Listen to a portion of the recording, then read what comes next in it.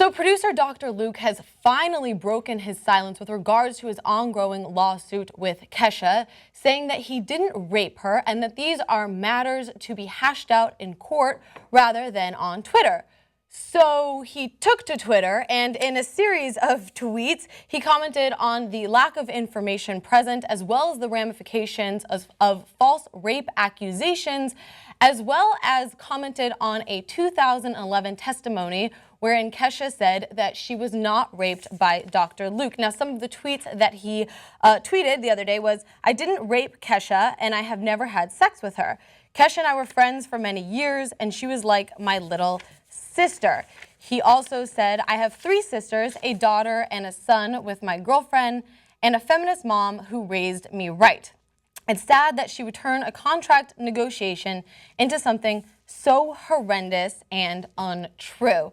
Now, I'm sure that we're all going to have a lot to say on this, but first I want to kind of go over some of his tweets and get out my opinions, because I feel very strongly on this case.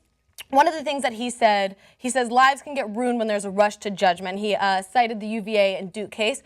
I would argue lives can also get ruined when you're raped, but he also goes into and cites that 2011 testimony wherein Kesha said that they had not been date raped, that she had not been date raped by Dr. Luke, and the exact transcript from that case said that she was asked whether or not they had an intimate relationship. And I personally wouldn't characterize a sexual assault as an intimate relationship. She said no, so I think that was a fair response to that as well.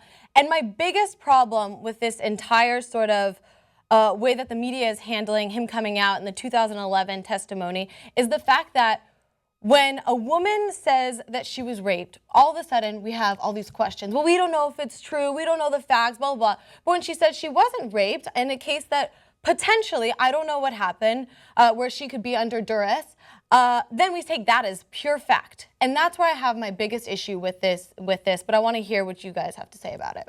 I think evidence is the most important thing in a case like this. And obviously, I'm always going to be supportive of victims of sexual abuse.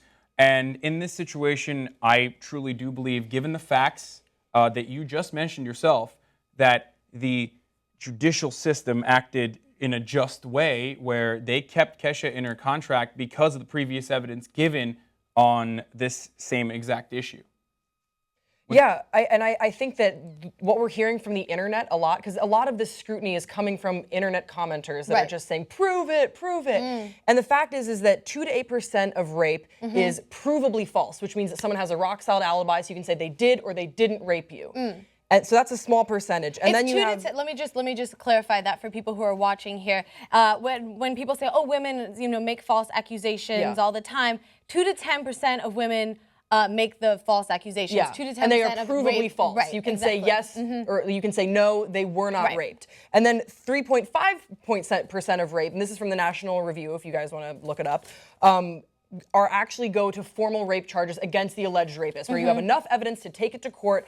And so then we have this 57% of this murkiness where people, come out against their rapists sometimes later on, because rape is a trauma. It is an insane amount of trauma. So you can't expect someone who has been raped to wake up the next morning or whatever and just go to a hospital like, okay, got to do this, because I was raped. Like ABC, like follow these guidelines. Especially when your potential rapist is somebody who has complete control over your entire career. I mean, this is 2010 at the height. I mean, we all loved Kesha back in the day. TikTok, and baby. so this was at the height of that when she's facing all this fame. And so to have that potential So you rapist, have to say, what would she gain? So she falls into this 57% of rape victims who cannot prove factually that they were raped, which sucks. But what would she gain from coming forward? I'm being forced to be put in a situation where I seem like I'm in favor of what Dr. Luke may or may not have done, and I'm not. But there is something to be said about the record labels and the way they mishandle and exploit artists throughout history, okay? And there is a situation here where Kesha feels like she's being undermined by her record label before these rape accusations come out and before there's ever a lawsuit to terminate her contract. Now that this issue has developed to a point where we have finally hit the climactic event, this for her to continue a relationship with Sony where Sony doesn't feasibly bury her underneath their label by upholding this contract that they have, it seems like that is most likely going to happen. Okay, and this is speculation, and that is a feasible reason as to why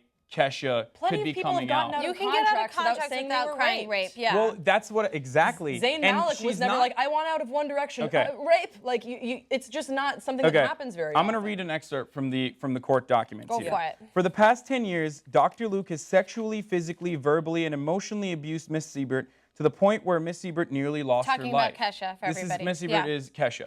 And now, the reason why, like, sexual abuse, like you said, is an incredibly traumatic experience. Now, if the facts, and obviously Kesha has the best defense team possible fighting for her. If there was more evidence that she could use in this case to develop an argument that there was genuinely rape in this situation, the focal point would be on sexual abuse, just like you said, because it's traumatic. However, when you look at the court documents, they're not talking about sexual abuse. They're talking about like sexual abuse is only an afterthought. The court proceedings were contractual. They weren't asking the judge to decide was Kesha raped or not. It was should she stay in the contract or not. I understand. It wasn't the judge's issue. I understand, but if it's a federal crime in this instance, then that's a reason enough to be able to break the contract. He's not being charged for that in this specific I understand, case. But so they can't say like, oh yes, you were there. There's enough information. Contract. She's not pressing charges on the sexual assault aspect of it. She's saying, I want to be let go of this contract. Here are the reasons why. Because I endured this, and I don't want to be associated with this person who not only professionally screwed me, essentially, but also I had this experience. It was traumatic. Whatever. Those are two very, very separate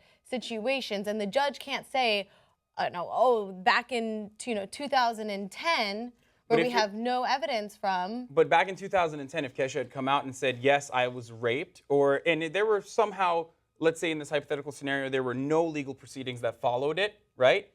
The judge in that case would have more reason to be able to nullify Kesha's contract. Exactly. And we agree on that. But it's unfortunate that women in our country, and I don't know the answer to this, but it's unfortunate that women in our country, especially in power dynamics like this, feel that they can't come out. It's very, very unfortunate. And there's a powerful lesson if she was raped and if she did experience this with Dr. Luke, would it have been better if she was able to come out in 2010? Of course. But that's not where we are today, and we don't know if, like you said, we don't know what happened. She went to rehab. She had an eating disorder. She was in a really, really bad place. I don't think we can blame her for not having the strength to come out against her rapist that she was so closely tied to. But I truly think that the bad guy here has got to be Sony. Why won't Sony just dissolve this contract? And I know that it's legally not that simple. I understand that. But there have been so many contracts with music artists in the past, like you brought up, Hasan, where they've found different ways. If an artist isn't happy, if the company isn't happy, this isn't. They're trying to bury her. She has put Sony in a compromising position. She's tarnished the reputation of Sony, just like other artists have tried to do in the past. So let me just clarify with new information that I found today. Is Sony has said that she can work with another producer under their title, but her work and the profits from her work are still contractually bound to Dr. Luke. So those will still go to Dr. Luke. Because Dr. Luke is invested, from Sony's standpoint, Dr. Luke has invested a significant amount of time and a sizable amount of contributions to Kesha's career. Therefore, Dr. Luke is obligated to be paid out on this financial contract. You need to, if we're looking at this from a complete emotionless standpoint, because of the way that the evidence is laid out at this given time, there's no one else has come out. If there were other victims possibly that came out and said Dr. Luke also had, I was a victim of sexual abuse from Dr. Luke as well. Well, I hope there are no other victims. I hope that's the silver lining in the story, that there are no other victims. But if there was some sort of new information, then we could take a look back at this case and say, hey, I think maybe Kesha has more reasonable ground to stand on as far as getting away. At this point, I don't want to argue whatever had happened. What I would like to focus on, you're right. Sony needs to just man up and say, this is not this is not okay. Let's say it's not true. Kesha lied. Sony is, and she's lying about this just for the sake of argument. This is a huge lie, and she's a sociopath. Okay? Sony should still look at this and be like, holy shit, this girl is so unhappy. She's saying that she was raped. Like, we need to break this tie right now. Let her be free. This is not a happy relationship. Absolutely not. They're trying to bury her. They're trying to bury her under their record label like they've tried to do with Michael Jackson. Everyone's still talking about it. No. Bury her financially, Grace. Bury her in a sense that she is not going to be allowed to put out any music. She's buried. Taylor Swift had to donate $250,000.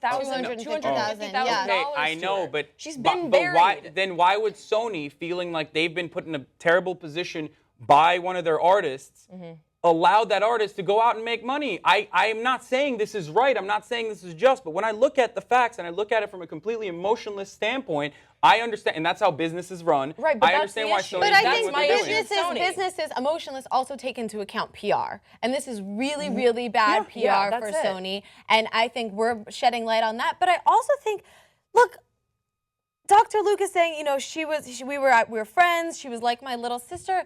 Dude, like, when is it not worth it? Just say, like, okay, here's the contract, it's over. Like, why won't he just, if he's so wrapped up in the fact that they were so close, at some point, don't you gotta be like, okay, you're dealing with enough? Like, even if it's not true, like you said, if we pretend none of this happened and she is so tormented by whatever she's going through, wouldn't at some point Dr. Luke just be like, you know what, like, this isn't worth it, you know, rip up the contract, it's over. I think this whole thing, and this, I guess I'll kind of like end, at least for me on this, what makes this really sad to me, what makes this whole case so heartbreaking is that it's such an unfortunately accurate reflection of what the survivors of sexual assault have to go through. Everything that they do is under a microscope. Absolutely everyone wants a piece of the proof there, and there's just no peace, there's no resolve if you fall into that murky 57% of rape victims that cannot decidedly prove that they were raped. And that's sad, and it's really sad that we're seeing it happen to Kesha, because I think she seems, I really like her music. I want her to get back to what she wants to do. I don't understand if this is false, why she would make it up, because I just want her to make music again.